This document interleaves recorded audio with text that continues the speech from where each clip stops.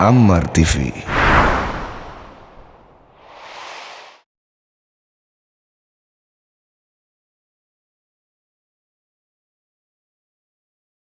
A'udzu billahi minasyaitonir rajim. Bismillahirrahmanirrahim. Assalamualaikum warahmatullahi wabarakatuh.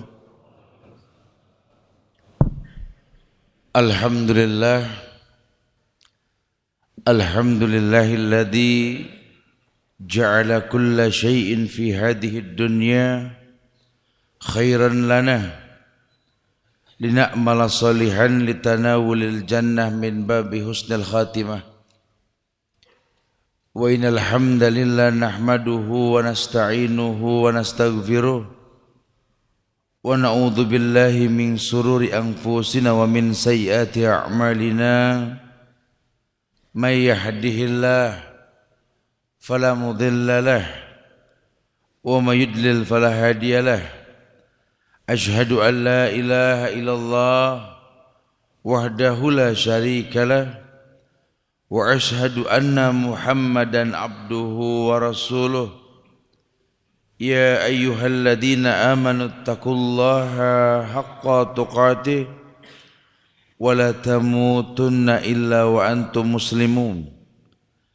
Ya ayuhan nasu taqu rabbakumul ladzi khalaqakum min nafsin wahidah wa khalaqa minha zawjaha wa bassa minhuma rijalan katsiran wan nisa wattaqullaha alladzi tasaaluna bihi wal arham innallaha kana 'alaikum raqiba. Ya ayyuhalladzina amanu taqullaha wa qulu qawlan sadida yuslih lakum a'malakum wa yaghfir lakum dhunubakum wa may yuti'illaha wa rasulahu faqad faza fawzan azima.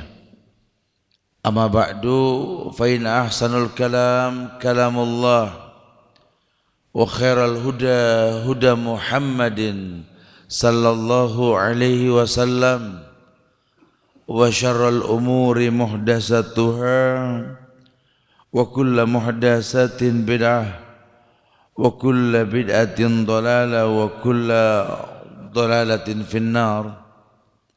Ma'asyiral muslimin wal muslimat, sidang majlis yang semoga Allah muliakan dunia dan akhirat. Walhamdulillah, izin Allah kita dimudahkan untuk berkumpul kembali di Baitul Ma'mur yang semoga Allah muliakan dan selalu Allah muliakan insyaallah. Karena memang begitulah janji Rasulullah sallallahu alaihi wasallam, majtama'a qaumun fi baitin min buyutillah yatluna kitaballah wa yatadarrasuna ma bainahum illa nazalat alaihimus sakinah wa ghasyiyatuhumur rahmah wa khufathumul malaikah. Berkumpulnya manusia di rumah-rumah Allah, masjid yang dimaksud, Quran dibacakan, sunnah dikumandangkan, Allah akan turunkan sakinah, Allah akan turunkan ketenangan buat yang mau menghadirinya, diliputi rahmat dan dijaga oleh para malaikat insyaallah. Jamaah yang Allah muliakan, the one and only, judul yang panitia buatkan ini betul-betul merupakan sebuah bab yang menasihati kita untuk menjadikan Allah sebagai zat yang diibadahi dengan benar. Kita tidak butuh lain, kita enggak butuh yang lain kecuali Allah. La ilaha illallah. Tidak ada ilah yang berhak diibadahi dengan benar kecuali Allah. Dan ini merupakan pokok dari semua aktivitas yang kita lakukan. Karena Islam, agama yang menginginkan manusia yang beragama Islam paham bahwa sesungguhnya di dalam Islam itu ada syariat yang Allah turunkan pada setiap nabi dan rasul dengan cara beribadah masing-masing. Tetapi secara umum memang para nabi dan rasul agamanya Islam. Al-anbiya dinuhum wahid wa ummuhum sattah. Para nabi, para rasul agamanya satu, Islam. mutlak, tidak berbeda. Tapi ayat mengatakan walikulin ja'alna sir'atan wa minhajan. Pada setiap rasul, pada setiap nabi ini Allah turunkan syariat. Dan Allah turunkan syariat pada Nabi Muhammad sallallahu alaihi wasallam. Sehingga tidak boleh kita beragama kecuali mencontoh Rasulullah sallallahu alaihi wasallam. Dan yang beliau ajarkan dalam Islam ini adalah mentauhidkan Allah. Seluruh manusia akan mengatakan Allahus Samad. Allah tempat bergantung. Siapapun akan berkata seperti itu. Tetapi ayatnya mengedepankan tauhid. Sebelum kita mengatakan Allahus Samad, perintahnya kul huwallahu ahad. Esakan Allah baru kau minta. Pun nanti kita akan melihat banyaknya orang yang meminta tanpa mengesahkan. Wallahu musta'an. Kalau dia tidak mau pahami dengan betul, yang terjadi akan komplain dengan syariat. Seakan-akan agama tidak seperti yang diinginkan. Dia pernah mendengar bahwa yang namanya sholat itu bisa membuat si pelakunya tercegah dari perbuatan keji dan mungkar. Dia pun tahu. Tapi setelah dia laksanakan sholat, tetap saja kekejian kemungkaran dia lakukan. Ini kan akhirnya bisa menjadi sebuah fenomena baru, bahwa ternyata tidak selamanya orang yang sholat itu tidak berbuat keji dan mungkar. Apalagi di negeri yang mayoritas muslim. Buat orang yang mungkin enggak mendalam masalah agama akan mencibir nanti, yang sholat saja korupsi, yang sholat saja menghalalkan yang diharamkan. Lihat aja tuh yang sholat malah menghalalkan bom bunuh diri. Lihat aja tuh yang sholat mencaci maki, menghujat pemerintah dari pinggir jalan, mengatasnamakan jihad. Padahal Rasul tegas dalam Sahih Bukhari mengatakan syibabul muslim fusuk wa qitaluhu kufrun. Mencaci maki orang Islam dari pinggir jalan fasik, membunuhnya kafir. Mana bekas ibadahnya? Ini ulama enggak membiarkan. Setelah terkritisi ternyata sebabnya satu, bahwa mereka beribadah tanpa iman. Sementara di Islam kita diperintahkan untuk paham bahwa agama yang mulia ini adalah agama yang Allah inginkan manusia berada di atasnya, seperti apa yang Allah perintahkan, Nabi contohkan. Karena tidak ada konsekuensi dalam Islam kecuali wa ma kana lil mu'minin wala mu'minatin idza qadallahu wa rasulahu amran ayakuna lahumul khiyaratu min amrihim. Tidak ada pilihan lain buat orang yang beriman, baik laki maupun perempuan. Kalau Allah dan Rasulnya telah tetapkan hukum, kecuali mengatakan sami'na wa ata'na. Dan syariat adalah seperti itu. Makanya ulama menyusun beberapa kitab mengiring orang untuk tahu bahwa ternyata memang bukan cuma mengatakan Allah saja sebagai Rabb yang diibadahi dengan benar, tetapi dikedepankan nafi, penghapusan ilah, penetapan hanya Allah, la ilaha illallah. Adanya an-nafi, adanya at-tasbit. La ilaha di sini ya hapus, ilah yang kau ibadahi hapus. Illallah tetapkan hanya Allah. Ini tauhid. Setelah kau tahu bahwa ternyata memang ibadah itu dikedepankan menghapus Tuhan yang banyak, menetapkan hanya Allah, ternyata memang inilah janji indah Allah. Kalau sampai tak kau lakukan, wa ma lizzalimin min ansar. Tidak akan pernah ada penolong buat orang yang berbuat syirik. Karena menduakan Allah menjadi penyebab datangnya keburukan. Dalam hadis qudsi Allah berfirman, ana aghna syurakai ani syirki. Man amila amal asraka fi ghairi ma taraktu syirkahu. Ana aghna syurakai ani syirki. Aku ini sekutu yang paling benci disekutui, kata Allah. Maka barang siapa yang bersekutu denganku tapi dia bersekutu dengan yang lain, taraktu wa syirkahu, Allah akan tinggalkan pelaku kesyirikan ini. Allah akan tinggalkan semua amal yang dia lakukan. Karena Allah enggak butuh amal yang ada kesyirikan di dalamnya. Allah enggak butuh sebuah amal yang berkolaborasi dengan perbuatan maksiat. Alasannya simpel. Karena setiap amal yang kau lakukan dengan cara yang betul dan contoh yang betul, amal tersebut akan mendatangkan hidayah buat si pelakunya. Selama memang kita enggak mengkolaborasikan. Walladzina amanu wa lam yalbisu imanahum bizulmin ulaika lahumul amnu wa hum muhtadun. Alladzina amanu, orang yang beriman, wa lam yalbisu imanahum bizulmin, yang tidak mencampur adukan antara iman dengan kezaliman. Ulaika lahumul amnu wa hum muhtadun. Mereka dipastikan akan mendapatkan al-amnu, ketenangan dalam hidupnya. Wa hum muhtadun, dan mereka orang yang diberikan hidayah. Ini kan jelas sekali ayat ini menjelaskan bahwa bagaimana orang bisa mendapatkan hidayah kalau jiwanya tidak tenang. Dan bagaimana jiwanya bisa tenang kalau masih ada kesyirikan.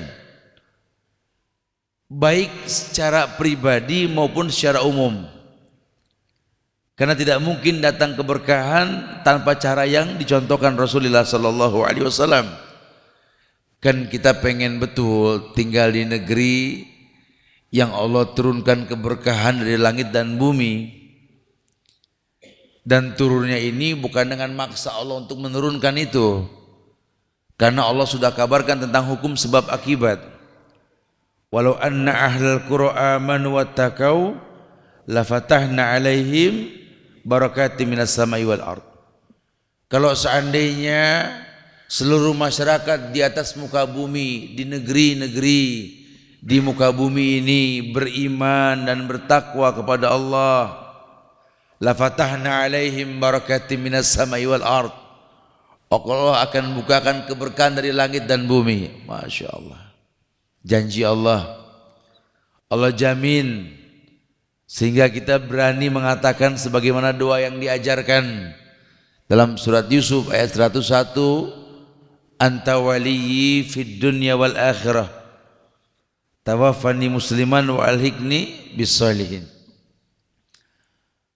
Anta waliyyi fid dunya wal akhirah, ya Allah, sesungguhnya hanya Engkau pelindungku di dunia dan akhirat.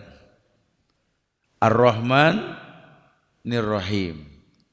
Ar-Rahman dunia akhirat, kasih sayang Allah di dunia dan akhirat. Ar-Rahim ya cuma di akhirat. Ibnu Katsir mengatakan Ar-Rahim di sini isim mustaq, kalimat yang diambil dari kalimat Ar-Rahman, kasih sayang Allah yang cuma di akhirat. Baik itu dikatakan surga maupun berbentuk syafaat nantinya. Wallahu a'lam. Ini janji. Dan kita yakin kalau Allah sudah berjanji tidak mungkin berdusta. Wa'dallah haq. Janji Allah itu pasti. Kita perlu menanamkan di hati kita ini hal seperti ini. The one and only lah. Cuma Allah. Pun syariatnya sama. Ketika ulama menyusun adanya usulus salasah, 3 landasan pokok di dalam beragama, ini bukan hal yang main-main, karena bahasanya landasan. Setiap orang yang beragama Islam perlu paham 3 hal ini. Yang pertama, dia harus betul-betul paham tentang Allah yang dia ibadahi. Yang kedua, dia harus mengenal Nabi Muhammad sallallahu alaihi wasallam yang dia ikuti. Dan yang ketiga, dia harus tahu Islam agama yang dia memang berada di atasnya. Tanpa 3 ini, ibadah yang kau lakukan cuma kira-kira gitu loh. Ya ada sih Ustaz, orang yang kayaknya serius loh. Waktu dia beribadah, dia menangis karena imam membaca ayat. Saya yakin kalau bahasa antum tadi bilang tentang 3 landasan pokok dikedepankan dalam beragama, saya yakinlah dia itu tidak paham, Ustaz. Karena baru hitungan bulan dia masuk Islam. Tapi kok dia bisa menangis karena imam membaca ayat yang betul-betul membuat orang yang mendengar dan paham itu menangis. Oh, Masya Allah. Oh, kalau bicara menangis ini bahasanya luas. Menangis itu sama seperti tertawa. Ini penyakit yang bisa menular juga gitu loh. Seperti penyakit menular, saya tidak katakan itu penyakit. Karena banyak orang juga yang menangis ikut-ikutan menangis, tertawa pun ikut-ikutan tertawa gitu loh. Tapi memang pasti ada efek lah. Kalau dia paham sesuatu yang lucu, dia akan tersenyum dan tertawa. Nabi pun tertawa, sahabat pun tertawa. Asal selama tertawa itu bukan karena sabab mencemooh agama atau mungkin karena sesuatu yang gak layak diketawain. Karena banyak orang sekarang ini kadang-kadang ketawa geli nonton acara-acara yang dibuat, ya, sebentar berdialog, canda tawa, kebohongan yang dilontarkan. Kita ketawa, ini nggak boleh, beda. Tapi kalau seandainya memang layak untuk tersenyum ya silakan saja. Ya nggak mungkin lah hal yang lucu kita cemberut, yang nggak pas gitu. Atau mungkin sebaliknya menangis pun sama. Ini orang menangis loh, Ustaz. Kalau bicara paham sih wallahu alam, tapi dia menangis loh, Ustaz. Entarlah urusannya selesai sholat kita tanyalah. Karena yang menangis banyak betul ini. Antum, kenapa antum menangis? Apa antum enggak mendengar tadi imam baca? Masya Allah. Itu ayat menggetarkan jiwa saya. Mengecilkan diri ini di hadapan Allah. Ayat-ayat itu betul-betul membuat mata ini enggak bisa menahan jatuhnya air. Subhanallah. Ayat menggetarkan jiwa. Ini wajar ini. Makanya saya enggak kuatlah saya menangis. Nah kalau antum sendiri yang lain ini nih, kenapa menangis? Ya saya menangis karena saya enggak paham gitu loh. Ya kan berarti lain cerita ya. Saya mau batal yang enggak enak karena saya enggak pernah mengerti di mana ini ayat berhenti gitu loh. Nah, ini ada bukan tidak. Nah itu enggak bisa disalahkan, tapi kenyataan memang seperti itu. Ya bukan itu bahasanya, bukan. Karena bukan masalah senyum atau menangis, bukan. Tetapi bagaimana orang mengerti bahwa ibadah yang kau lakukan ini ada efek buat yang melakukannya gitu loh. Bagaimana kau bisa merasakan bahwa sholat ini tanha anil faksa wal mungkar kalau kau tak bisa mendapatkan kehusuan di dalamnya? Kok tidak bisa husu? Ternyata memang dia tidak bisa husu karena sabab yang jelas. Dia beribadah tidak kenal siapa yang dia ibadahi. Boleh disurvei lah, 100 orang yang sholat nyaris 90%-nya tidak hafal nama Allah. Survei dah. Sehingga ini kalau dibiarkan orang akan merasakan efek ibadah menurut pendapat masing-masing. Lihat, terjadi bukan tidak. Dia sholat tapi dia bermusuhan sama muslim. Dia sholat tetapi tidak afsus salam bainana wa bainakum.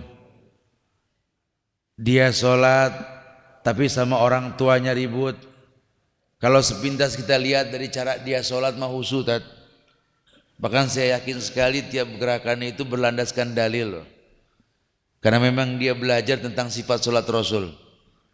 Dalam satu rakaat itu disaksikan 625 hadis yang sahih. Masya Allah. Lihat gerakan tangannya. Allahu Akbar. Kayak yang betul loh, Ustaz. Tapi sama orang tuanya ribut, Ustaz. Allahu Akbar. Sama mertua enggak tegor-tegoran loh, Ustaz. Allahu Akbar. Sama tetangga ndak kenal, Ustaz. Allahu Akbar, menghindari bayar hutang, Ustaz. Peluru andalannya, afwan akhi. Oh Masya Allah. Sholat loh. Ini kan nggak bisa dibiarkan. Seakan-akan betul yang dia lakukan. Padahal harusnya tidak seperti itu.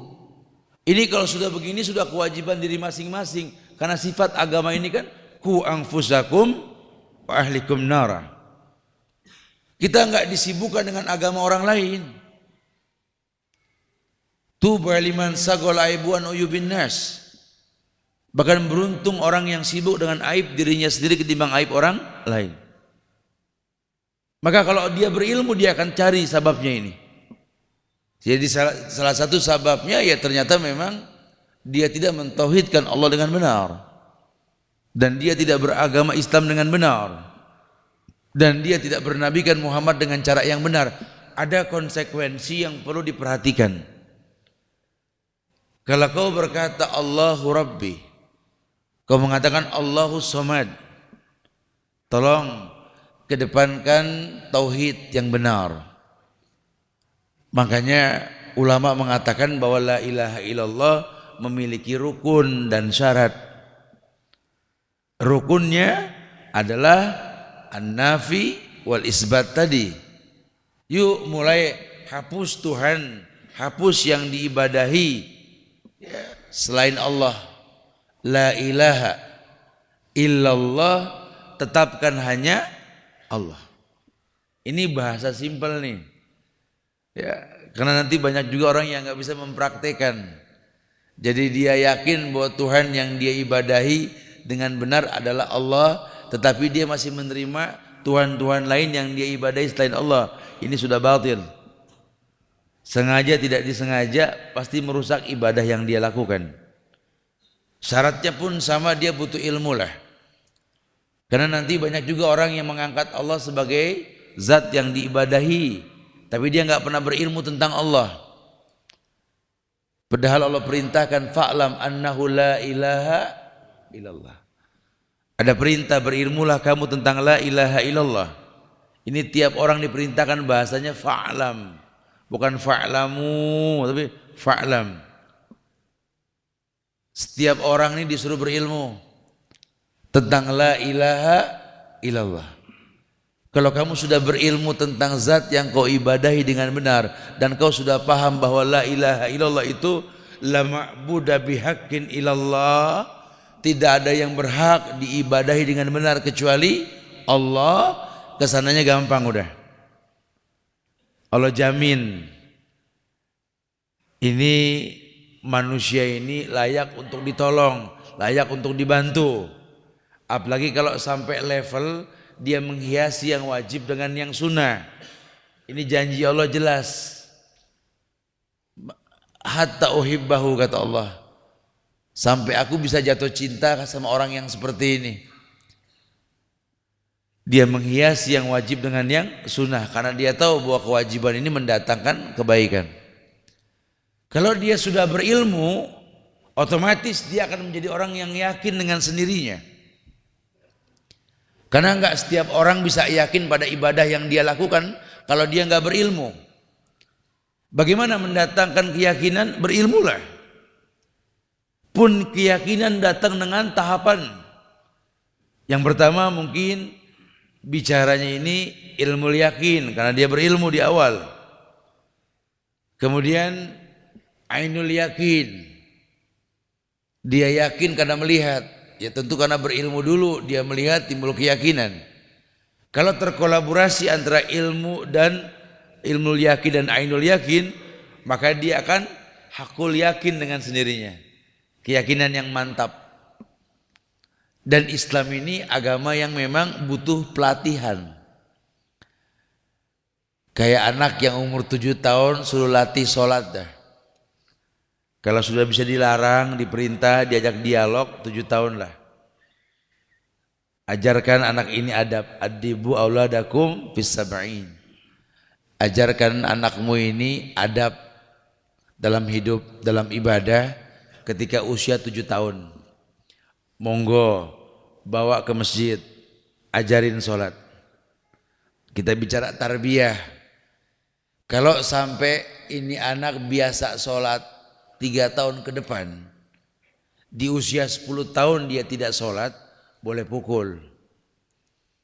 Ini terjemahannya pun bukan pukul seperti yang kita anggap pukul begitu saja.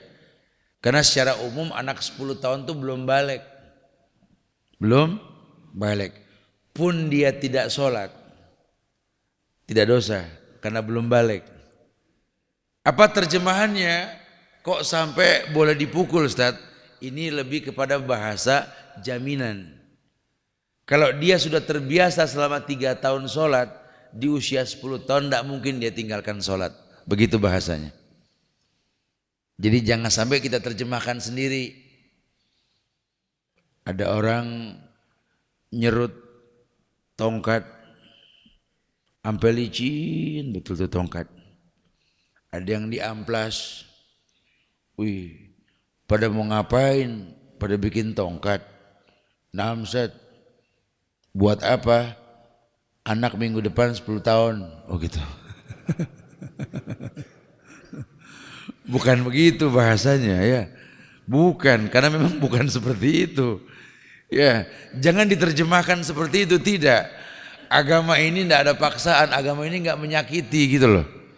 Apalagi kalau sampai menyakitinya itu fisik. Lebih-lebih merusak bagian wajah. Makanya aneh kalau nanti ada orang mengatasnamakan agama merusak fisik orang ya. Sampai menghancurkan fisik orang. Lawang Rasul pernah melihat seekor keledai ada tanda di bagian mukanya. Kena besi panas mungkin karena memang biasa dulu kalau kuda keledai itu kan diberikan tanda pakai besi panas. Rasul bertanya, "Ma yaf'alu hadza?" Siapa yang berbuat ini? Tidak ada yang berani ngomong sahabat. "Ma yaf'alu hadza wa ma yaf'alu hadza?" kata Rasulullah. Siapa yang melakukan ini siapa? La'anallahu ma yaf'alu hadza. Allah melaknat orang yang melakukan ini.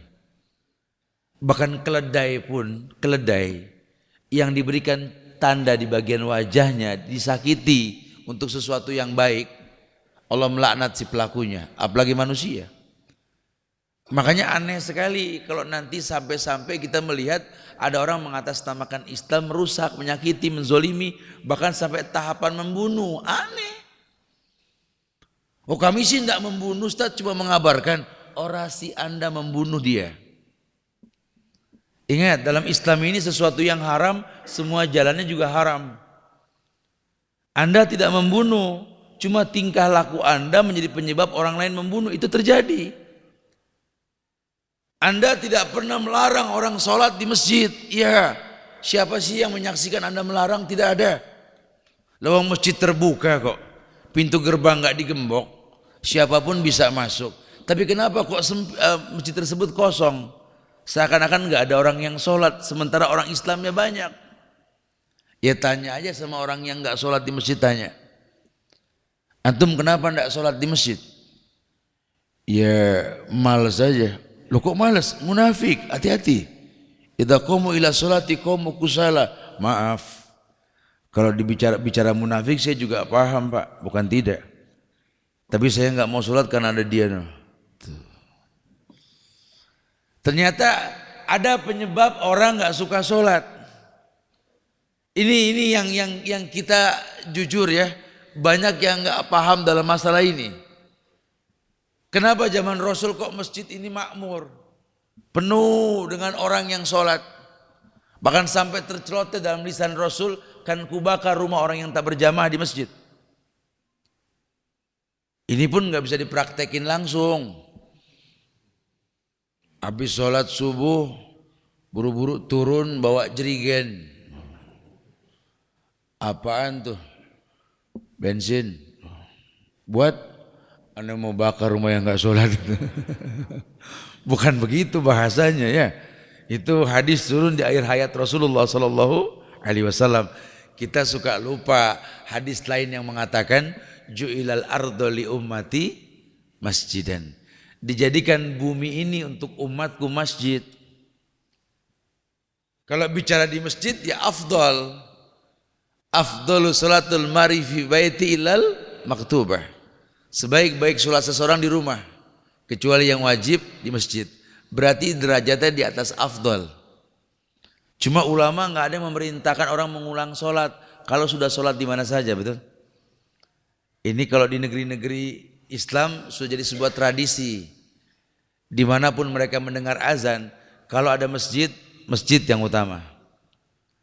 Tapi kalau tidak ada masjid, mereka enggak sibuk bikin bangunan dengan nama surau, dengan nama musola, dengan nama macam-macam langgar dan lain-lain ya.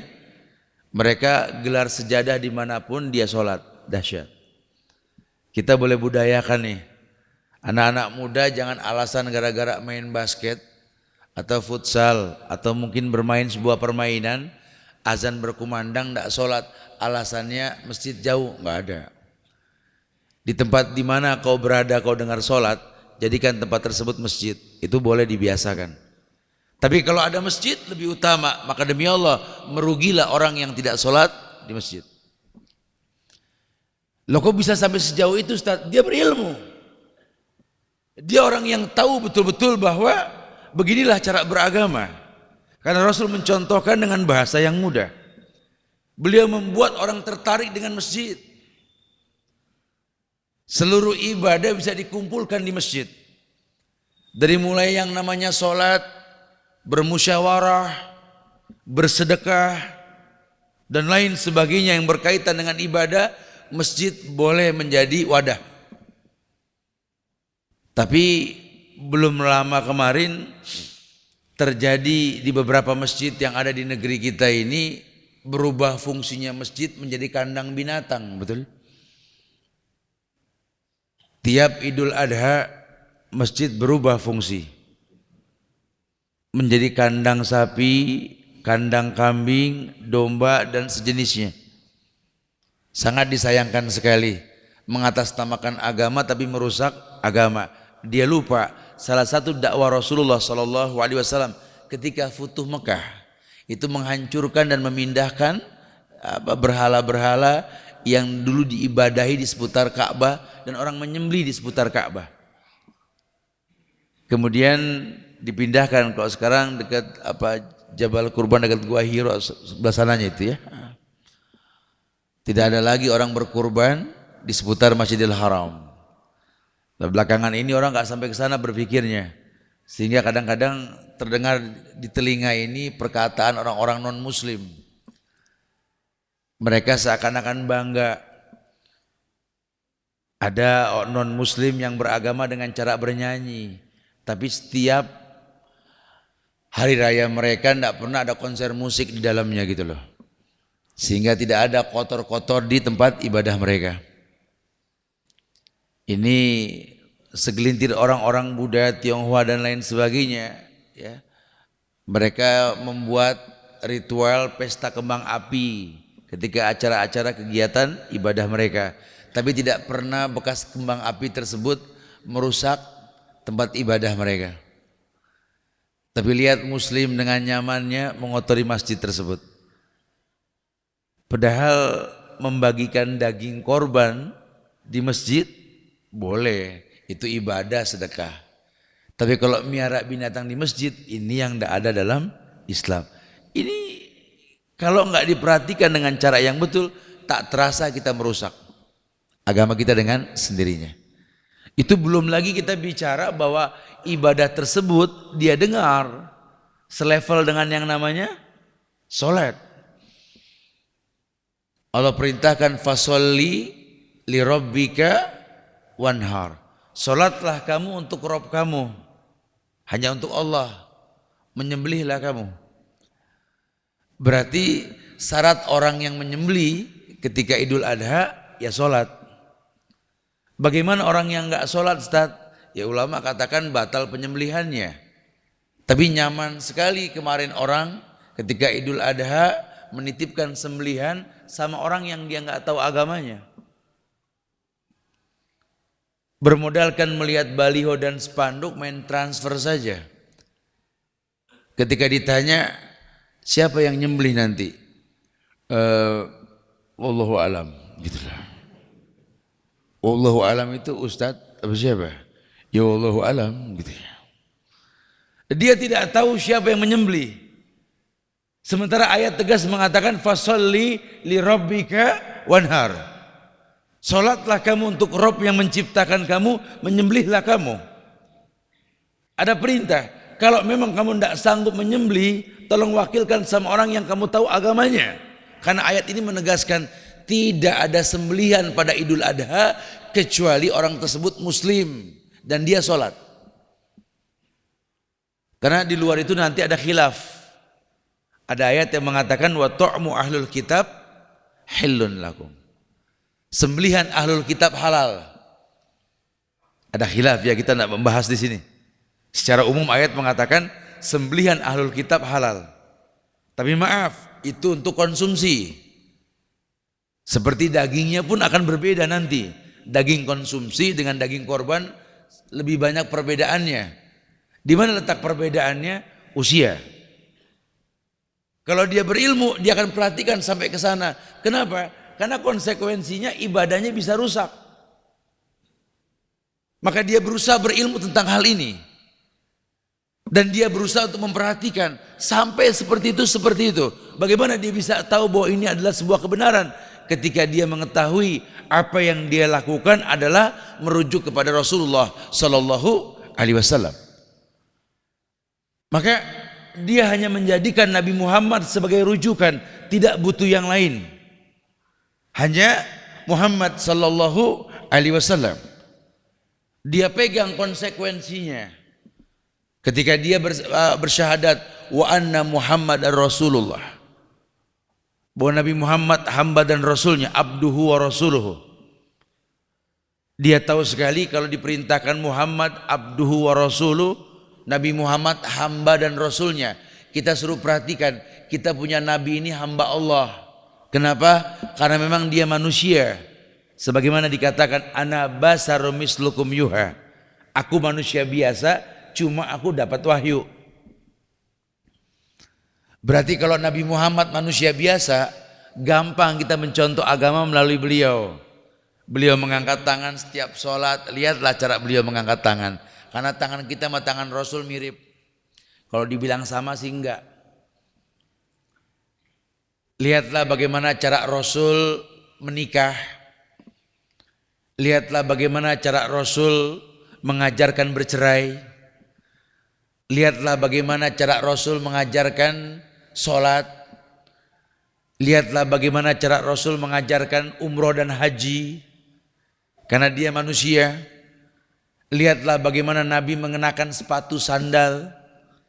Idan ta'ala ahadukum falyabda bil yamin wa idan nadha'a falyabda bis shimal wal takunil yumna awwaluhuma wa akhiruhuma tunzau. Sampai seperti itu. Nabi kalau pakai sepatu sandal pakai yang kanan dulu, copot pakai yang kiri dulu. Lihat cara Rasul. Mengedepankan yang kanan, mengakhirkan yang kiri merupakan sebuah kemuliaan. Pahala sendal saja kalau nyontor Rasul pahala gitu. Dahsyat ya. Tapi ya jangan jadi alasan-alasan yang dibuat-buat. Mentang-mentang pakai kaki kanan itu pahala, nyopot kiri itu adalah pahala. Antum dengan santainya pakai copot. Lagi ngapain antum? Nyari pahala. Tidak ada seperti tidak.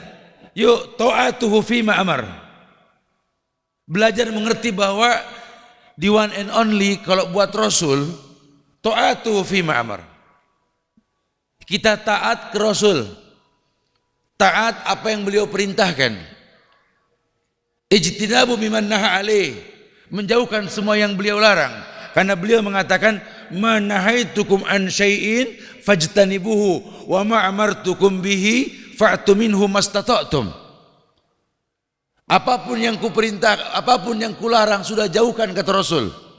Apapun yang kuperintahkan lakukan semampu kalian. Lihat bahasa Rasul. Wa ma amartukum bihi fa'tu minhu mastata'tum. Apapun yang kuperintahkan lakukan semampu kalian. Ini agama. Maka orang yang berilmu tahu iya ini larangan. Jangan pakai tawar menawar dah.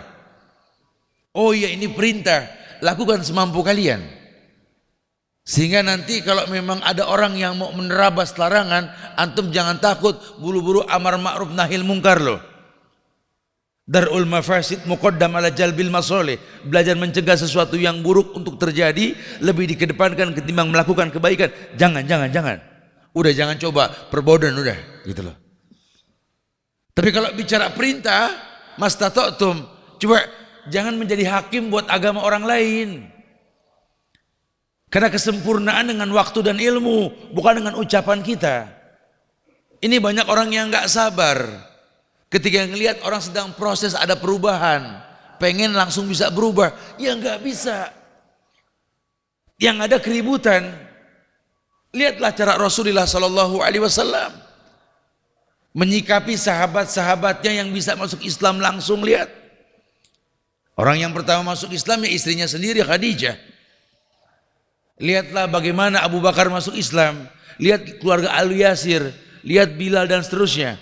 Sampai yang terakhir, salah satu yang terakhir yang masuk Islam itu adalah Abu Quhafah, ayah dari Abu Bakar As-Siddiq, As-Siddiqul Akbar, kekasih Rasulullah. Ini kan menandakan ada orang yang butuh waktu untuk memahami sebuah kemuliaan, karena hidayah dikembalikan ke Allah. Bahkan Abu Sofyan yang pintar dan jenius pun, yang pernah bersaksi tentang Isra Mi'raj di hadapan Heraklius, ini masuk Islam ini nunggu Futuh Makkah. Setelah Nabi terusir dari Mekah ke Madinah, kemudian 11 tahun di Madinah beliau baru kembali. Abu Sofyan baru masuk Islam. Itu selevel Abu Sofyan itu, ya, yang memang betul-betul paham bahasa Arab. Lah ini apalagi banyak orang yang kadang-kadang nggak paham bahasa Arab gitu loh. Berarti kan memang butuh waktu, butuh pemahaman. Lihat dasar sekali ini cara dakwah Rasulullah Sallallahu Alaihi Wasallam. Makanya dikedepankan konsekuensi dua hal. Yang pertama ini bahwa taat dengan perintah Nabi, menjauhkan larangan beliau. Yang ketiga, tasdiqu fima akhbar. Kalau kamu mengatakan cuma Muhammad yang kamu ikuti, walaqad kana lakum fi Rasulillahi uswatun hasanah, telah ada suri teladan yang terbaik pada diri beliau, tidak butuh yang lain. Tolong perhatikan, tasdiquhu fima akhbar, belajar mempercayai semua yang beliau kabarkan walaupun sifatnya gaib, di mana mata belum melihat, telinga belum mendengar, hati belum bisa menghayalkan, itu gaib. Karena tidak dikatakan gaib lagi kalau mata melihat, telinga mendengar, hati bisa menghayalkan. Masya Allah, ini indah. Baru kemudian yang keempat, layak budallah ila bima syara'alih, tidak beribadah kecuali dengan syariat yang beliau syariatkan. Yuk mulai belajar. Kita akan tahu nanti di one and only ketika kita ittiba ala millati Rasulillah. Dan yang terakhir yakni satu hal yang perlu kita pahami, cuma Islam sebagai rujukan agama yang Allah iakan. Inna dina indallahil Islam. Agama yang paling mulia, agama yang Allah akui cuma Islam. Wa may yabtaghi ghaira islami dina fala yuqbala minhu wa fil akhirati minal khasirin. Maka barang siapa nanti mengambil agama selain daripada Islam, la yuqbala minhu, tidak akan pernah diterima, dan di akhirat dia merugi. Kenapa dia merugi? Waktu di atas dunia ini makin hari makin berkurang, bukan makin bertambah. Kesempatan berbuat baik pun semakin sedikit. Padahal kalau dia mau buka itu Quran, dia mau buka itu hadis-hadis yang sahih, sekarang sudah dibukukan dan sudah gampang sekali kita belajar. Ya Allah, terarah hidup kita ini mau kemana? Quran isinya petunjuk, Quran isinya syifa, penyembuh hati yang duka lara. Di dalamnya ada hukum, ada hikayat tentang para nabi dan rasul, orang-orang soleh yang diuji oleh Allah. Begitulah cara Allah menurunkan Quran. liyusabbita bihi fuadak, agar jiwamu tenang dengan Quran. Masya Allah. Ini indahnya Islam. Maka orang yang berilmu akan tahu seperti itu. Jamaah yang Allah muliakan, kita pengen cuma Allah yang kita ibadahi, kita pengen cuma Rasul Muhammad bin Abdullah sallallahu alaihi wasallam yang kita ikuti, dan kita pengen cuma Islam agama yang betul-betul kita akui sebagai hal yang dimuliakan oleh Allah. Ya, mudah-mudahan ini bisa menjadi sebuah kemuliaan dan rujukan dalam kehidupan kita, agar kita tahu bahwa sesungguhnya apa yang Allah perintahkan, apa yang Nabi contohkan, apa yang telah dipastikan dalam Islam ini merupakan hal yang satu yang bisa menjadi petunjuk dalam hidup kita. Kita nggak butuh yang lain. Kalau bisa seperti itu, janji Allah, keberkahan akan datang dari langit dan bumi insyaallah. Wallahu musta'an. Ya, mudah-mudahan sepintas yang disampaikan manfaat buat anak pribadi dan antum sekalian.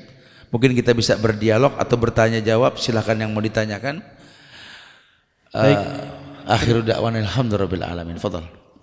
Ada ayat Al-Qur'an kalau tidak salah Allah membatasi antara hamba dengan kalbunya. Mohon penjelasannya Ustaz. Boleh, adakah tuntunannya umroh berkali-kali ketika kita dalam berhaji? Apakah gitu? Apakah kita tahu apa yang kita dapati itu suatu ujian, persekot atau hukuman dari Allah? Aiyah, ini salah satu hak Allah, di mana memang ada ayat yang artinya Allah membatasi antara hamba dengan hatinya. Maksudnya bahwa Allah lah yang membolak-balikan hati manusia. Inna quluba bani Adam baina isbi'aini min asabi'ir rahman. Bahwa hati anak Adam ini di antara dua jari Ar-Rahman. Ar-Rahman itu Allah yang dimaksud. Dan Allah bolak-balikan sekehendak Allah. Kita suruh berdoa tiap hari, ya muqallibal qulub, sabbit qalbi ala dinik wa ta'atik. Kelihatannya hidayah pasti datang, tapi kalau Allah cegah, hatinya bisa menolak hidayah. Itu pembatasan Allah seperti itu. Sepertinya nggak mungkinlah dia berbuat salah, tapi lihat ternyata dia berbuat salah karena memang Allah tidak jaga hatinya, itu yang dimaksud. Iya, kalau bicara umroh yang diulang-ulang, ya, baik dalam umroh biasa maupun haji, biasanya sering dilakukan dari Tanaim atau sekarang ada di Jirona. Nah, ini bagaimana Ustaz hukumnya? Sebenarnya kalau ini sudah bicara furu'iyah, kita bicara cabang agama.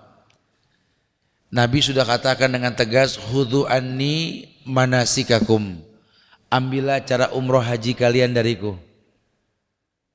Tidak ada satu hadis pun yang sahih yang mengajarkan dan mencontohkan orang boleh mengulang-ulang umroh, kecuali hadis dari Aisyah radhiyallahu anha yang beliau memang pernah berhaji bersama Rasul dan dalam keadaan haid. Kemudian beliau menangis dan Rasul bertanya, kemudian Aisyah mengatakan bahwa orang-orang diberikan dua keuntungan, kalau saya cuma satu, karena beliau dalam keadaan tidak umroh ketika haid. Maka Rasul perintahkan Aisyah untuk mengambil mikot di Tanaim. Nah, diantarin oleh saudara lakinya yang bernama Abdurrahman bin Abu Bakar. Dan seluruh ulama tahu hadis ini, di mana kakaknya ini cuma nganter, dia nggak ikut-ikutan mengambil mikot, betul. Cuma nggak tahu kemarinya kok banyak orang yang melakukan tidak seperti yang dicontohkan. Ini sudah butuh ilmiah nih, butuh belajar. Ya jangan beragama dengan perasaan, karena kalau beragama pakai perasaan, khawatir terjebak dalam bid'ah. Bid'ah itu sesuatu yang baru dalam agama. Contoh yang dikatakan bid'ah ini ketika syariat sholat subuh yang dicontohkan 2 rakaat. Si fulan bertanya, "Sholaita ya akhi sholat al-fajr?" Sudah sholat subuh? Sudah, alhamdulillah. Berapa rakaat antum? Ya kayak biasalah, rakaatain 2. Oh kalau ana sih 4. Masyaallah. Loh kok 4? 2 aja boleh apalagi 4. Oh nggak bisa begitu bahasanya. Antum tadi tawaf. Ya alhamdulillah. Setiap mau sholat tawaf lah. Ana tegakkan sunnah lah. Karena tawaf itu merupakan tahiyatul masjidil haram. Oh Masya Allah, alhamdulillah. Berapa kali antum tawaf? Ya 7 lah. Emang contohnya 7. Oh kalau ana sih 13. Oh Masya Allah. Sekalian lari pagi atau apalah bahasanya. Sayang agama bukan itu ya. Perempuan tuh pakai kerudung. Buka ada An-Nur Al-Ahzab ayat 59, An-Nur ayat 31 buka. Kalau bicara kerudung, bicara jilbab, bicara dah. Udah jangan diributin masalah jilbab, masalah kerudung. Di Quran udah ada. Lihat tuh jilbab. Liudnina min jalabibihinna. Hendaklah dia menjulurkan jilbabnya dari atas kepala hingga ke bawah. Yang namanya jilbab itu semua kain yang menutupi dirinya perempuan dari pala sampai ke bawah. Itu jilbab. Dulu ketika turun ini ayat dikatakan oleh Ummu Salamah dan lainnya bahwa perempuan-perempuan zaman Rasul hordeng pun ditarik buat nutupin badan mereka. Karena perempuan itu aurat. Nabi menguatkan lan yaslu ayra minha ila hadza wa hadza. Tidak boleh tampak kecuali muka dan telapak tangan. Masya Allah. Bagaimana hukum cadar? Mustahab, bukan wajib. Sehingga kalau antum pakai afdal. Baik. Ya. Subhanallah. Ini dalil. Bagaimana bicara kerudung? Oh, kalau kerudung Allah yang bilang, waliyadribna bihumurihinna ala juyubihinna. Hendaklah kerudung ini menutup bagian juyub. Jamak dari jaib. Jaibun, jaibani, juyub artinya kantung. Lah kantung kadang di atas, kadang di bawah. Maka yang dimaksud hendaklah kerudung itu menutup bagian dada. Tuh, selesai sudah. Tapi yang terjadi kan tidak begitu. Dibuatlah kelompok-kelompok hijaber, betul? Bisa kita lihat di masyarakat sekarang. Itu kerudung bukan lagi menolak pandangan tapi memancing pandangan, betul? Dikeluarkan produk kerudung gantung diri, kecekek.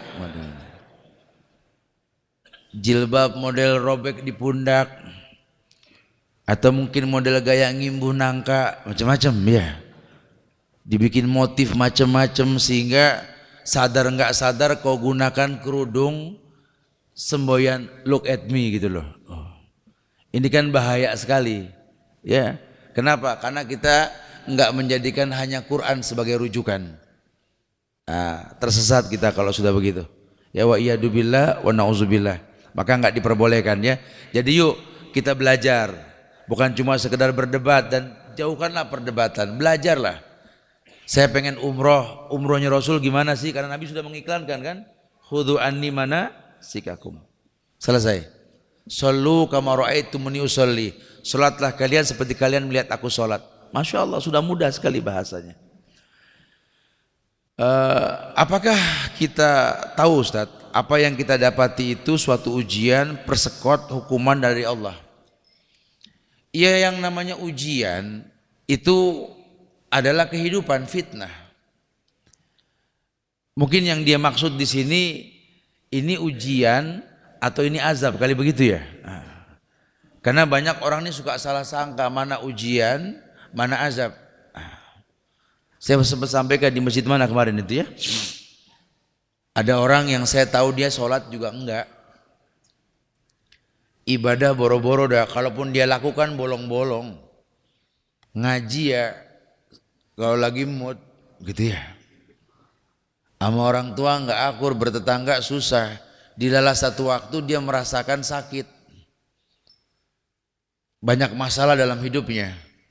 Dia datang ke ustadz dengan modal muka termenung, menunduk, nunggu ditegor. Ya kan kalau ustadz negor deh, ahlan wa sahlan, negor pertama kan pahala. Assalamualaikum akhi. Waalaikumsalam Ustaz. Antum kenapa? Lagi diuji Ustaz. Oh, Masya Allah. Siapa yang uji antum? Ya Allah lah Ustaz. Kenapa? Masalah di rumah tangga Ustaz nggak beres-beres. Kata si Ustadz, antum tuh suka kegeeran. Lo kok GR Ustadz? Siapa bilang antum diuji? Ya ana barusan Ustadz. Antum tahu gak kalau yang namanya ujian itu merupakan bukti kemuliaan Allah kepada hambanya. Innallaha idza ahabba qauman ibtalahum. Allah kalau cinta sama satu kaum Allah uji. Ini Anda sholat kan semaunya, betul. Ibadah terserah tergantung mood. Sama orang tua nggak akur, tetangga nggak kenal. Ujian, azab, enak aja. Ini orang GR ya. Sekolah enggak mau ujian, ini nggak bisa. Ya jadi hampir mirip sama ibu-ibu datang ke Ustadz minta tolong doain anaknya biar bisa jawab ujian. Tapi susah disuruh belajar. Kan ini Ustadz di posisi yang susah. Doain Ustadz supaya anak saya bisa menjawab ujian. Ini UTS sebentar lagi Ustadz. Oh kalau masalah itu Bu, tolong suruh tuh anak belajar. Susah Ustadz. Ya gimana Bu? Ya sudahlah. Mudah-mudahan ibu nggak tahu dia belajar, sudahlah ya sudahlah. Ya tolong ibadahnya dirapiin, sholatnya sama orang tua juga. Itu masalah kedua Ustaz. Aduh, ini anak Masya Allah Tat, Masya Allah. Udah Tat doain aja Tat, biar dia bisa jawab ujian dah jadi buru-buru selesai sekolahnya. Kata si Ustaz mendingan gini aja Bu, kita jujur sama Allah Bu. Ya Allah, mudahkan ini anak nyontek ya Allah gitu loh.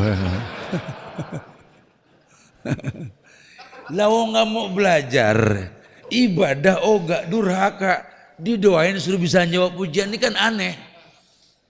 Jadi kayak orang mau jadi gubernur gitu ya, cagup atau caleg-caleg gitu ya, kita tahu sholatnya rusak, ya doakanlah kami bisa mimpin dengan benar. Ya kan susah, nggak bakal bisa. Modal nempel muka Ustadz di iklan berharap dia terangkat, ya nggak bisa. Ini lagi-lagi ngetren nih sekarang di Jakarta nih begini nih. Saya kena kasus semalam tuh begitu tuh. Ada calon gubernur mau diangkat dan kita tahu akidahnya seperti apa. Dan dia mengajukan diri, di bawahnya di muka Ustadz Subhan. Oh Masya Allah, ini kan fitnah. Wallahi tidak pernah saya mengetahui itu. Jadi nanti kalau ada rumor seperti itu, ini fitnah. Tapi ya inilah tanda-tanda kehidupan. Karena kalau Allah nggak fitnah kita, ya nggak ada kehidupan, ya. Dan kita nggak boleh takut dengan ujian. Jadi jangan pernah kalau ketemu Ustadz nanya, Ustadz, ada gak sih Ustadz doa untuk supaya kita nggak diuji lagi Ustadz sama Allah? Oh Masya Allah. Si Ustadz berbisik, minta maaf sama orang. Berarti ente mau mati sebentar lagi gitu. Wa ma li jurhim bimaitin ilam. Karena cuma mayit yang Allah tidak uji lagi, betul? Lah Anda masih hidup ya masih diuji. Kemiskinan yang pernah kau rasa itu ujian. Sekarang kau tidak miskin lagi, kau jadi orang kaya, itu pun ujian. Jadi jangan dibilang kalau Anda sudah tidak miskin, Anda bilang Anda nggak diuji, salah. Waduh Ustaz, waktu zaman dulu Anda masih susah tuh, Anda diuji sama Allah Ustaz. Alhamdulillah sekarang udah enggak. Innalillah. Ya begitu ya, Allahu a'lam. Assalamualaikum. Satu ini boleh? Orang yang suuzon kepada Allah apakah termasuk orang fasik munafik? Wah, jelas fasik dan memiliki sifat munafik. Allah sudah katakan, wa dzalikum zannukumul ladzi zanantum bi rabbikum ardakum fa asbahtum minal khasirin. Itulah prasangka buruk yang kau sangkakan kepada Allah. Prasangka burukmu inilah yang akan kau rasakan buruk selamanya. Ya, Anda bangun kesiangan, panik. Ya Allah, kesiangan. Aduh, telat betulan telat. Karena prasangka. Hujan turun subuh pagi-pagi. Ya Allah, mati dah hujan. Mati loh, betul-betul loh. Itu nggak boleh itu ya. Lawang perintahnya Allah tuh kalau lihat hujan turun Allahumma shayban nafi'an kok. Hujan bawa berkah insyaallah. Li tahhirakum bi, hujan mensucikan kalian. Tidak ada yang membahayakan pada setiap takdir yang telah Allah takdirkan. Wallahu a'lam. Fadhal. Assalamualaikum warahmatullahi wabarakatuh. Waalaikumsalam warahmatullahi wabarakatuh. Terima kasih Ustadz atas ilmu yang sudah diberikan. Yang ingin saya tanyakan bahwa di dalam hadis Bukhari disebutkan bahwa tidaklah beriman dari kalian sebelum kalian mencintai aku Rasulullah Muhammad SAW melebihi cintamu terhadap kedua orang tuamu, saudara-saudaramu, bahkan seluruh manusia. Ayo. Sementara bagi saya sendiri Ustadz, begitu banyak syariat Rasulullah yang diajarkan yang belum mampu saya lakukan. Tapi di dalam dada ini sudah ada kelapangan, artinya menerima syariat itu. Namun dalam pelaksananya ternyata ada beberapa yang tidak saya ketahui, bahkan ada beberapa yang sudah saya tahu tapi belum bisa melaksanakan. Itu apakah saya termasuk tidak beriman atau bagaimana Ustaz? Barakallahu fiik. Akhi fillah. Taib. Fattaqullaha mastata'tum. Allah yang perintahkan bertakwalah semampunya. Sehingga memang kalau dibicarakan kesempurnaan itu tidak ada dalam diri manusia. Kesempurnaan hanya milik Allah. Kita beruntung berada di atas agama yang benar, Pak. Di mana agama yang benar ini Islam menjanjikan surga, Pak. Dikatakan bahwa man khaufa adlaj wa man adlaj balagha manzil. Ala innasil atallahi ghaliya wa innasil atallahi al jannah. Barang siapa yang enggan berjalan tidak mungkin sampai tujuan. Siapapun yang berjalan akan sampai tujuan. Ketahuilah bahwa barang dagangan Allah itu mahal dan barang dagangan Allah itu adalah surga. Jadi enggak bisa kita masuk ke surga tanpa ada usaha untuk masuk ke surga. Namun usaha ini tidak langsung maksimal. Dicontohkan tadi sepintas bahwa anak kecil dibiasakan sholat.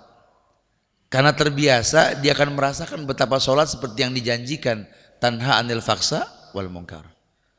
Bahkan sampai Nabi pernah bicara sama sahabat yang waktu itu masih kecil, Mu'az bin Jabal kalau nggak salah ya.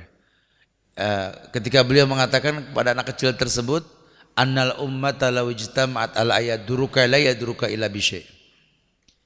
Wahai anak kecil, kalau seandainya seluruh manusia berkumpul ingin membuat sesuatu yang bahaya buat kamu, tidak ada yang berbahaya kecuali izin Allah. Ini kan dari kecil sudah ditanamkan ini. Padahal kalau bicara efek ke anak kecil ya nggak seperti ke orang yang dewasa yang paham dalil gitu loh. Cuma paling nggak dibiasakan. Ya saya sih berhusnuzon dengan antum bertanya seperti ini merupakan sebuah modal kebaikan buat antum. Bahwa salah satu kebaikan orang beragama ketika dia nggak merasa cukup dalam beragama. Seperti arti Allah yang kita ibadahi. Antum pernah lihat kan huruf Allah alif, lam, ha. Itu bahasa Arab bukan bentuk Allah. Karena Allah nggak sama dengan bentuk yang kita pikirkan. Itu bahasa Arab. Yang Ibnu Katsir menerjemahkan maksudnya alif, lam, ha di sini penggabungan dua kalimat. Ilah wawalah. Allah sijil, sinju, wajillu. Yang dibawa sama ababil tuh, tanah yang keras yang dibakar. Sinju, wajillu. Allah ilah wawalah. Ilah yang diibadahi dengan benar. Wawalah tidak ada kata cukup dalam beribadah kepadanya. Sehingga Allah yang dimaksud zat yang kau ibadahi dengan benar. Dan tidak akan pernah cukup kau beribadah kepadanya. Maka saya berani mengatakan itu alasan yang bagus ketika orang merasa kurang dalam ibadahnya. Sehingga dia mulihin. Terus dia ulang-ulang ibadahnya sampai dia merasakan betapa indahnya ibadah dengan khaufan wa tama'an gitu loh. Tidak dikatakan antum munafik. Tidak dikatakan antum salah selama memang terus ada usaha untuk mendalami agama ini. Semoga Allah muliakan antum insyaallah ya. Ini nanti antum bisa lebih dalamin lagi di buku ini nanti ada insyaallah ya. Lakum hadah ya akhi. Tafadhal. Bismillahirrahmanirrahim. Assalamualaikum warahmatullahi wabarakatuh. Waalaikumsalam warahmatullahi wabarakatuh. Terima kasih atas waktunya saya diberi kesempatan, Pak Ustaz. Bila mana sini saya akan tanyakan mengenai kita di dalam Islam ini, kita banyak sekali berbicara tentang kemuliaan, Pak Ustaz. Iya. Nah, tapi untuk mencapai kemuliaan yang dinamakan bagaimana Islam ini adalah agama rahmatan lil alamin, Pak Ustaz. Iya.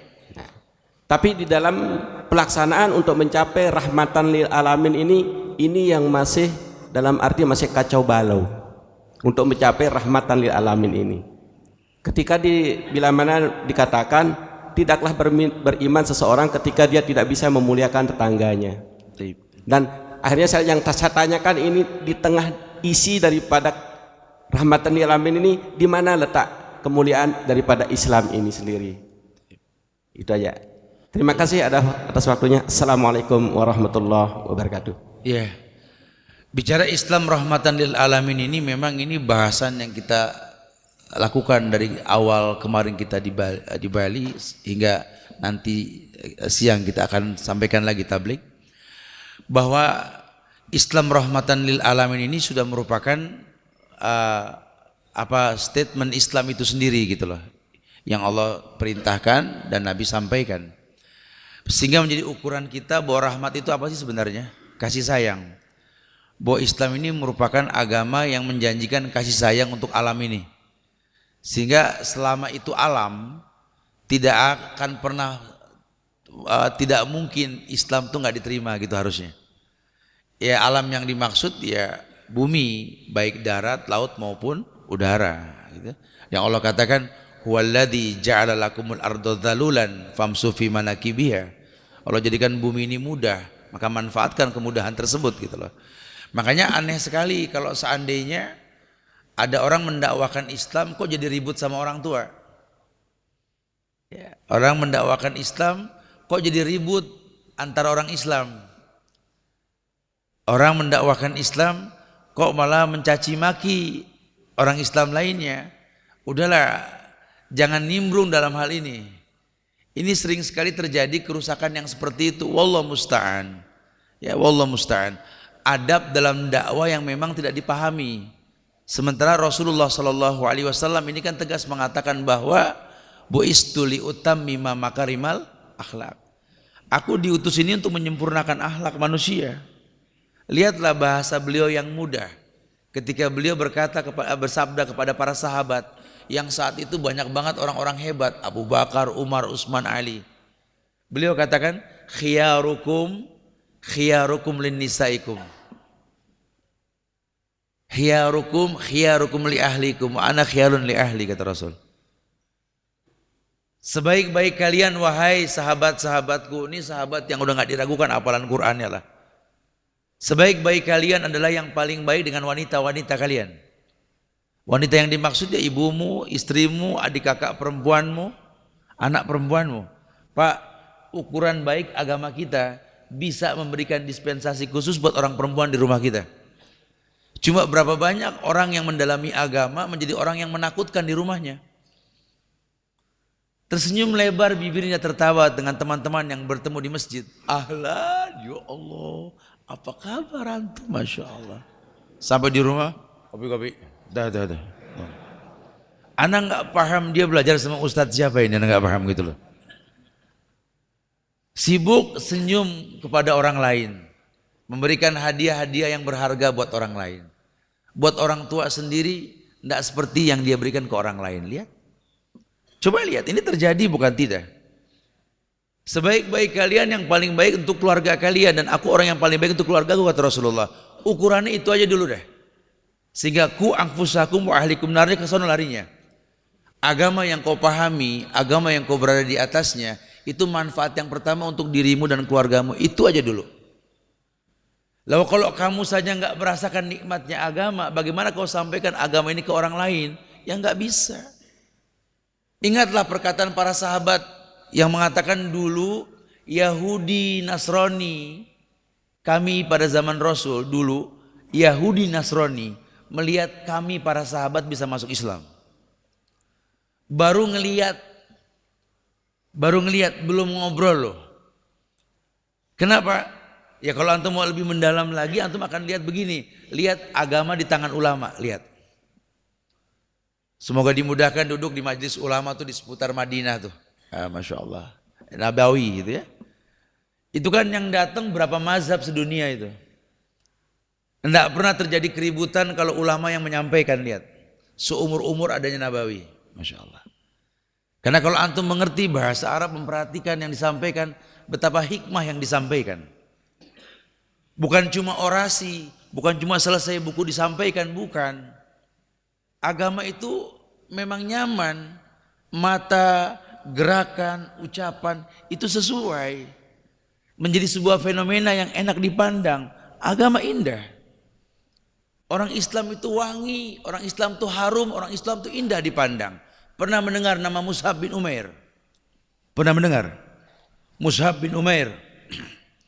Ronaldo pernah dengar? Pemain bola apal kita, sahabat Nabi kita nggak kenal, jangan ini.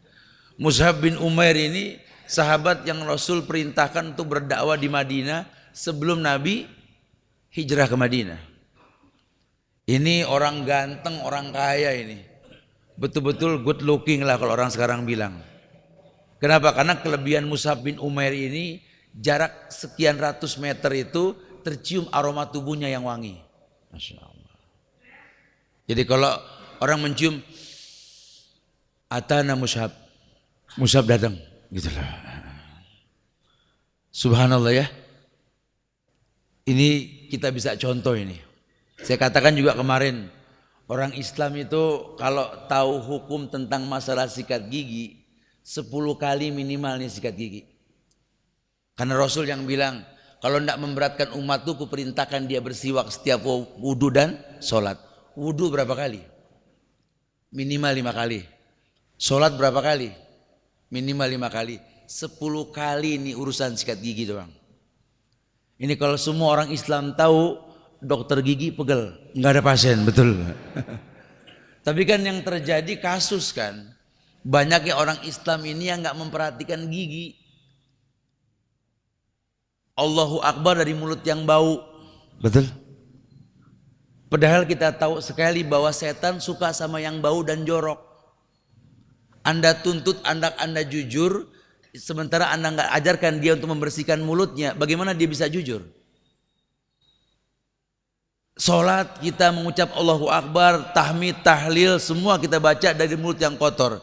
Nggak usah ya orang lain, diri pun nggak nyaman. Apalagi kalau udah ucap urusan amin, waladhdallin, amin, kita sampai mundur. Lah kitanya sendiri tidak mempraktikkan Islam dengan betul kan? Akhirnya sulit kita merasa nyaman dalam agama, itu yang terjadi. Makanya ya tidak begitu bahasanya. Ya rahmat lil alamin ini betul kalau dipraktekkan semuanya gitu loh. Ketika ada segelintir orang mengatasnamakan Islam, mengembargo produk orang kafir. Berorasi, Allahu Akbar, jangan pakai produk ini, jangan pakai produk itu, Allahu Akbar, ini punya orang kafir, Allahu Akbar. Dengan ijtihad dan teori guru-guru mereka. Tidak boleh minum ini karena ini produk ini, tidak boleh makan ini produk ini. Dia Allahu Akbar, di tangannya handphone, produk siapa gitu loh. Ini terjadi bukan tidak. Ini kan berbahaya sekali sehingga kita nggak punya adab. Kita nggak mengucap salam sama muwahhid, turis-turis yang memang terikat dengan perjanjian sama sebuah negeri Islam atau orang-orang yang memang melindungi dia muwahhid. Nabi mengatakan, man qatala muwahhidan lam yari raihatal jannah. Orang yang membunuh delegasi turis yang terikat dengan perjanjian, maka tidak akan pernah mencium bau surga, kata Rasulullah. Tapi mereka malah menghalalkan. Sementara nabinya saja mengajarkan ucapan salam sama orang kafir. Kita jarang tahu kan. Kita buat sendiri ucapan salam tersebut. Kalau sama orang Islam kan assalamualaikum warahmatullahi wabarakatuh. Kalau sama orang kafir Nabi ajarkan salamun ala man ittaba'al huda. Itu yang beliau ajarkan, jarang dipublikasikan, jarang dipakai sekarang. Adab etika Rasul. Sehingga banyak orang kafir saat itu masuk Islam. Karena orang kafir nggak bisa didakwahi dengan qala Allah wa qala Rasul. Kalau orang kafir di Arab dulu bisa. Karena pakai bahasa Arab. Ana ngomong sama pendeta kemarin, Ustaz. Ana sampein tat firman Allah, qala Allah wa qala Rasul. Dia diam 1000 bahasa tat. Oh, Masya Allah. Antum merasa menang? Ya iyalah. Coba ana tanya dulu, paham Pak? Nggak paham tuh. Dari mana Anda bisa katakan menang? Justru adab itu bukan begitu. Coba visualisasi. Bisa gak Anda berbisnis dengan orang kafir dan pertontonkan kejujuran? Sampai Nabi mengajarkan cara menumpuk buah dan makanan kan? Kalau cara Rasul itu ya, yang bagus di bawah, yang jelek di atas. Itu cara Rasul. Orang sekarang dibalik. Yang bagus di atas, yang jelek di dalam, betul? Ini kan sudah beda. Nabi haramkan riba, kita sengaja makan riba. Apa kata Rasul dalam sebuah riwayat Musnad Imam Ahmad? Idza tabayatum bil inah wa akhadtum ajnabal baqar wa raditum bizar'i wa taraktumul jihad sallallahu alaikum zulan la yanzi'u hatta tarjula dinikum. Keburukan yang kau rasa itu ulah tingkahmu sendiri. Kenapa? Kamu berjual beli dengan yang diharamkan riba. Kamu pegang buntut sapi, kamu ikutin pemimpin yang enggak jelas. Tanpa nasihat, tanpa doa dari kamu. Kamu ridho dengan bercocok tanam. Kamu tinggalkan jihad, ya sudah, sallallahu alaikum zulan. Allah letakkan kesesatan dalam hidupmu yang tidak mungkin kamu menjadi orang yang baik lagi kecuali kembali kepada agamamu. Itu bahasanya. Yuk kembali ke Islam dengan cara banyak belajar, bukan banyak berdebat. Ya, apalagi sampai debat kusir di sosial media. Jangan timbulkan keburukan karena agama ini kemudahan, rahmatan lil alamin. Ad-dinu yusrun, agama itu mudah. Ya, yasiru wala tu'assiru, basiru wala tunafiru. Permudah manusia, jangan dipersulit. Semoga Allah mudahkan kita insyaallah ya. Dan ini manfaat buat antum. Hadiah nanti antum bisa ambil. Barakallahu fiik. Nah. Ammar TV.